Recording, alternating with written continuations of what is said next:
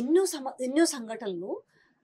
కానీ ఇండ్లలకు వెళ్ళి మరీ కండువాలు కప్పించుకొని అలా తీసుకురావాలి. ఎవరినమ్మా ఎవరిని తీసుకొచ్చినాడు? జితేంద్ర రెడ్డి. ఎవరైతే అతని కాండక్ట్ పట్ల వాళ్ళ పార్టీ అధినాయకత్వానికి డౌట్ ఉండి this man is of mixed credentials, dubious distinction, he is not perfect BJP leader, he cannot be trusted అనుకోని టికెట్ ఇవ్వని వ్యక్తిని ఆయన బయటికి వచ్చాడప్పని రిజైన్ చేసినాడా? నాకు అన్యాయం జరిగింది, బీజేపీ నాకు టికెట్ ఇవ్వలేదు, నాకు ఈ రకంగా నన్ను అవమానపరిచారు అని చెప్పేసేసి ఆయన పార్టీ నుంచి బయటకు వచ్చినాక అతను న్యూట్రల్ అయితే అతను తనకి పోవచ్చు. అసలు ఆయన పార్టీతో విడాకులే కాలేదు, వేరే వాడి భార్యతో సంసారం చేసినట్టుగా లేదా? ఇది ఎంత నీచమైన రాజకీయం ఇది, చెప్పండి ఒక మాట. ఎక్కడన్నా విన్నారమ్మా? గత చరిత్రలో నేను దాదాపుగా ఎన్టీ రామారావు చీఫ్ మినిస్టర్ ఉన్నప్పటి నుంచి చూస్తున్నానమ్మా రాజకీయాలని. వినరా? అప్పటి నుంచి ఎంతోమంది ముఖ్యమంత్రులను చూసినానమ్మా నేను. ఎవడన్నా ఒక ముఖ్యమంత్రి ఒకని ఇంటికి పోయి నువ్వు మా పార్టీలో చేరు అని అడుగుతున్నా, దట్టు మరి ఆయనకి పోస్ట్ లేదు, ఏది లేదు, ఆయన ఎంపీ కాదు, ఎమ్మెల్యే కాదు, ఆయన వల్ల రేపు ఒరిగేదే లేదు. ఎందుకంటే అంత అవసరం ఏమొచ్చింది? అదే కదా, that's what he has to explain. You are asking that question to a wrong person. మాకు అదే డౌట్. చాలా మంది మా కార్యకర్తలు అడగలేంది మేము అడుగుతున్నాం. ఇప్పుడు అదే కోపం, అరే వీడెవడరా మనకు చెప్పేది, వీడెవడరా మన తప్పులు ఎంచేది, వీడెవడరా, ఇది ఈ రకమైన మాటలు. అంటే మొన్నటి వరకు ఇంకోటి కూడా నాకు అనిపించింది, కంటోన్మెంట్ విషయానికి వస్తే, అంటే లాస్ట్ ఆనంద్ దుర్మరణం అయింది సరే, మొన్న ఏదో వాళ్ళ కుటుంబానికి ఏదో బీఆర్ఎస్ నుంచి టికెట్ ఇచ్చినట్టు గద్దర్ని అంత మేము ఓన్ చేసుకున్నాం అనేసి ఆయన మరణం రోజు అంత్యక్రియల రోజు చూస్తే ఏమి ఇచ్చినారు గౌరవం, గద్దర్ పేరు మీద అవార్డు అన్నారు, మొన్న టికెట్ ఇస్తారు పాపం బానే ఆమెకి. మళ్ళీ తీరా చూస్తే బీజేపీ నుంచి తీసుకొచ్చిన అభ్యర్థికి ఇచ్చినారు, కానీ మన గద్దర్ కూతురికి ఎందుకు టికెట్ ఇవ్వలేదు అసలు? అంటే అంటే అప్పటి వరకేనా ఆ ప్రేమ ఆప్యాయతలు? జనరల్గా జర్నలిస్ట్ నేను అంటే అడగమన్న నాకేమనిపిస్తుంది అంటే, ఒకసారి ఒక చిన్న సంఘటన జరిగిందమ్మా. అంటే when we were working in Delhi, Rajiv Gandhi has given an excellent speech on from the Red Fort 15th August సందర్భంగా. అసలు ఎంత గొప్పగా మాట్లాడినాడంటే ఆ రోజు స్పీచ్ ఎక్సలెంట్.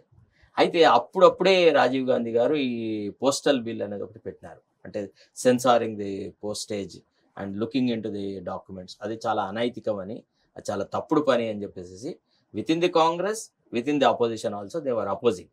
ఆ జంక్చర్లో టైమ్స్ ఆఫ్ ఇండియా అనేది it led the moment against Rajiv Gandhi, Bofors scandal అవి ఇవి అన్ని మాట్లాడుతున్న దశలో కూడా to make fun of Rajiv Gandhi speech, RK Laxman has drawn one cartoon. ఏమని, ఒక కామన్ మ్యాన్ ఉంటాడు, మీకు తెలుసు అనుకుంటా ఆర్కే లక్ష్మణ్ కార్టూన్లో ఎట్లుంటుందో. అతను ఏమంటాడు, sir you have deliver one of the best speeches ever given from the ramparts of the red fort అని ఒకటి కామెంట్ చేశారు. అనే తర్వాత రాజీవ్ గాంధీ స్మైల్ చేసి హ్యాపీగా, ఆహా నా స్పీచ్ని తను మెచ్చుకుంటున్నాడు అని కొద్దిగా ముందుకు పోగానే వాడు అంటున్నాడు, your speech writer told me that it was a masterpiece ever produced by me అని. అంటే దాని అర్థం ఏంటంటే నువ్వు స్క్రిప్ట్ రైటర్ యొక్క స్క్రిప్ట్ని చదువుతున్నావు అని. ఇవాళ రాజకీయాలు అట్నే జరుగుతున్నాయి. It's blood script writing. ఇదేముంది, ఇప్పటి మీటింగ్కి ఏం మాట్లాడాలో వాడు ఎవడో సునీల్ కనుకోలో వాడో వీడో రాసిస్తాడు, అది మాట్లాడతారు, ఆయే అంశాలు మాట్లాడు పోవుడు. ఆ తర్వాత మళ్ళీ ఇంకో దానికి మళ్ళీ ఇంకో స్పీచ్ వస్తుంది, మళ్ళా జదుడు పోవుడు. He doesn't believe in what he says. Gaddar విషయంలో జరిగింది ఏందమ్మా? చాలా అన్యాయం కదా, అవునా కాదా? పోనీ గద్దర్ కూతురు చెప్పిందా నాకు టికెట్ ఇస్తే నేను కాంటెస్ట్ చేయలేను అది అని? ఆనాడు సరే బీఆర్ఎస్ బలంగా ఉండింది, గెలవలేదు అనుకుందాం. ఈనాడు కాంగ్రెస్ పార్టీ అధికారంలో ఉంది కదా. నిజంగా if you want to reward that family, can't you get her elected? ఇది హిపోక్రసీ అమ్మా, పొలిటికల్ హిపోక్రసీ. రకంగా వాళ్ళకి బాధ పెట్టినట్టుగా మనసులో బాధ కాదమ్మా, అంతేకాదు గద్దర్ యొక్క అభిమానులు అందరూ బాధపడతారు. ఇప్పుడు నువ్వు ఆ సీటు వాళ్ళకి ఇచ్చుంటే ఆ కంటోన్మెంట్ లా ఆమె మీద ఖచ్చితంగా ఒక మంచి శాసనసభలో గతంలో కూడా అంటే చనిపోయిన నక్సలైట్ల ద్వారా లేకపోతే ఇతరత్ర అన్నటువంటి సందర్భాలలో కూడా ఎమ్మెల్యేలు హత్య గావించబడితే వాళ్ళ భార్యలకు, వాళ్ళ బిడ్డలకి, వాళ్ళ కొడుకులకు టికెట్లు ఇస్తున్న సందర్భంలో ఇదే రేవంత్ రెడ్డి గారు అది ఒక సాంప్రదాయం కావాలా, వాళ్ళ ఆ కుటుంబాన్ని ఆదుకునే పద్ధతిలో ఉండాలా, అని మాట్లాడిన వ్యక్తి. మీకు గుర్తుందా? ప్రతిపక్షాలు క్యాండిడేట్నే ఫీల్డ్ చేయొద్దన్నారు. అట్లాంటి ఆర్గ్యుమెంట్స్ జరిగిన శాసనసభలో ఎన్నోసార్లు పోటీ పెడితే అసహించుకున్నారు. అట్లాంటి పరిస్థితుల నుంచి తడి ఆరకముందే అప్పుడే మాట మార్చేయడం అసలు అవకాశవాదానికి పరాకాష్ట.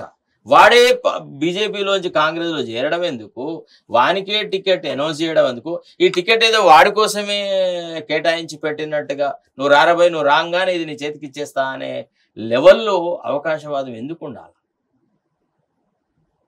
ఈ అవకాశ రాజకీయాలను ఎందుకు ఉంచాలా? ఏ సానుభూతి అయితే ఇతర పార్టీల ఎమ్మెల్యేలు చచ్చిపోయినప్పుడు వాళ్ళ కుటుంబం మీద ఉంటుంది, వాళ్ళ నక్సలైట్ చంపినప్పుడు లేకపోతే ఇతరత్ర కారణాల వల్ల వాళ్ళు చచ్చిపోయినప్పుడు, హత్య జరిగినప్పుడు అని వాళ్ళ భార్యలకి వాళ్ళకి ఇచ్చినారు కదా గతంలో టికెట్లు. వాళ్ళ సానుభూతి వీళ్ళకి జోడే వాళ్ళు గెలిచి వచ్చినారు కదా. ఇవాళ లాస్యానందిత సిస్టర్కి రాదా అది? ఆ సానుభూతి ఉంటుందా? ఉంటుందా? ఉండదు. ఆ క్రైటీరియాలో అయితే ఖచ్చితంగా ఉండాల్సిందే కదా. ఉంటుందా? ఉండదా? ఉంటుంది ఖచ్చితంగా కదా. అంటే మనం డైరెక్ట్గా are we giving that seat in a platter to BRS? Are you a friend of BRS? Are you a political rival of BRS? అసలు what is our ideology? Congress stand ఏంది ఈ రాష్ట్రంలో? Who is our arch rival? BJP or BRS? నాకు ఇక్కడ జరుగుతున్నది ఏంటంటే, నేను stage ఎక్కి తొడగొట్టి నేను కొన్ని అగ్రెసివ్గా మాట్లాడితే వేస్తారులే ఓట్లు అనే నమ్మకమా? చాలా పొరపాటు. ఇలా 12 నుంచి 14 గెలుస్తామన్న నేపథ్యంలో చూసుకుంటుంటే ఏమన్నా అంటే జనాలు అంటున్నారు ఏమి ఇచ్చిరని. మీరు మేజర్ 3-4 దాంట్లో 13 అంశాలలో ఒక 3 ఏమో చేసిరు చిన్నవి, మేజర్ అన్నీ పక్కన పెట్టి. కానీ ఈరోజు అంతా బాగుంది, మాకు తెలంగాణ ప్రజలు మమ్మల్ని పార్లమెంట్లో కూడా ఎక్కిస్తారనే ఆత్మవిశ్వాసం ఎక్కడి నుంచి వచ్చింది అనుకోవాలి మరి? ఏ ఆత్మవిశ్వాసం లేదు, ఏది లేదమ్మా. ఇది ఒక రకంగా అంటే నేను సభలు పెట్టి నేను అగ్రెసివ్ గా అంటే నోటి దురుసు డాష్ డాష్ నోటి పరుష పదజాలం వాడి నేను తొడలు కొట్టి మీసం మెలేసి పేగులు మెడేసుకోవడం ఇంకేదో ఇవే పదాలు ఇంకా వినడానికి తెలంగాణ ప్రజలు సిద్ధంగా ఉన్నారా? అమ్మా, సంస్కారవంతమైన రాజకీయం అది కాదు. రాజకీయాలలో ఎవరు ఆ పరిభాష వాడలేదు. ఒక ముఖ్యమంత్రి ఆ భాషజాలం ఆ భావజాలం వాడడం చాలా బాధాకరము. వినరా? కాంగ్రెస్ ఐడియాలజీని పుణికిపుచ్చుకున్న ఎవ్వడు కూడా అట్లాంటి భాషని ఇష్టపడరు. ఏదో కేవలము ముఖ్యమంత్రి సంతృప్తికి చప్పట్లు కొడతారు కావచ్చు, ముఖ్యమంత్రి డబ్బులు ఇస్తే వచ్చి ముందు రోళ్ళల్లో కూర్చున్న వాళ్ళు అని కేరింతలు కొడతారు. కానీ అది సామాజిక మార్పుకు అది ఏ రకంగా దరిదీయదమ్మా. సరే, చాలా పెద్ద సబ్జెక్ట్లే ఉన్నాయి కానీ సరే ఒకటి చివరికి ఒక్క ప్రశ్న, ఇదే మళ్ళీ రిపీట్ ఇదే ఎన్నిసార్లు అయినా ఇదే వస్తుంది. నిజంగానే రేవంత్ రెడ్డిని ఎవరు దింపాలనుకుంటున్నారు? సొంత పార్టీలో బీజేపీ? ఇది బేతాళుడు కథలంతా విన్నాక మళ్ళీ ఏదో శవం వచ్చి కరెక్ట్ చెట్టు నుంచి వచ్చి భుజాలు కూర్చుంటది, పడుకుంటది, ఇట్లా పడుతుంది. సీఎం ఇది బేతాళుడు ప్రశ్న లాగానే ఉంది కదా కథ అంతా విన్న తర్వాత.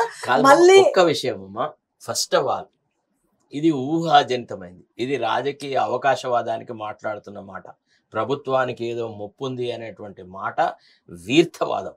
అసలు ఆ రకమైనటువంటి భావజాలానికి అర్థమే లేదు. ఆ స్టాండ్ కి యూజ్లెస్ స్టాండ్. ఆయనకి ఏమైనా సింపతి వస్తుందనా? ఎట్లా వస్తుందమ్మా సింపతి? ఆయన ఒకవేళ రాజంటోడు ధైర్యంగా ఉండాలి, వాళ్ళకి మీ కార్యకర్తలకు ధైర్యం చెప్పాలి. That's what I said in some of the my interviews. ఇప్పుడు మ్యాకియవెల్లీ రాసిన ప్రిన్స్ లో ఒక నీతి చెప్తాడు, ఈవెన్ చాణక్య నీతులు చెప్తాడు. రాజు అనేవాడు ఒక స్థిరత్వానికి ప్రతీక కావాలా. నిజంగా అసలు యాక్చువల్లీ ప్రభుత్వం కూలిపోతున్నా కానీ లేదు మాకు మెజారిటీ ఉంది మేము గెలుస్తామనాలా అని తన పార్టీ వాళ్ళందరూ తన ప్యాకెట్లో ఉంచుకోవాలి, తన గ్రిప్లో ఉంచుకోవాలి. అది రాజనీతి. నేను చాలా దుర్బలుని, మా ప్రభుత్వం కూలిపోతుంది, నా మీద కుట్రలు చేస్తున్నారు, సన్యాసం చేసినట్టుగా. అదేంది? అదేం మాట? అంటే సొంత పార్టీ దౌర్బల్యం చేస్తున్నారు ఆయన ఫీలింగ్. పోనీ ఒకవేళ అంత నిజంగా ఉంటే ఫలానా వాళ్ళు చేస్తున్నారు. ఇవాళ ఇంటెలిజెన్స్ మన చేతిలో ఉంది, అన్ని రకాలైనటువంటి మార్గాలనే కదా. ఫలానా వాడు నా ప్రభుత్వాన్ని చీల్చడానికి కుట్ర చేస్తున్నాడు అన్నా అంటాడా? ఆ మాట చెప్పగలుగుతున్నాడా? ఎవరు వాళ్ళు? వాడు స్టేట్మెంట్ చేస్తే వీడియో స్టేట్మెంట్ అంటే 8 మంది సభ్యులున్న బీజేపీ ఎట్లా ఈ రాష్ట్రంలో ఉన్నటువంటి సుస్థిర ప్రభుత్వాన్ని కూల్చగలదు? కూలిస్తే దాని పరిణామాలు ఏముంటాయి? ప్రజలు ఇష్టపడతారా? ఎన్టీ రామారావును కూల్చడానికి నాదెళ్ల భాస్కర్ రావు అగస్త్య క్రైసిస్ చేస్తే నాదెళ్ల భాస్కరరావు మళ్ళీ రాజకీయ జీవితం పైకి వచ్చిందమ్మా.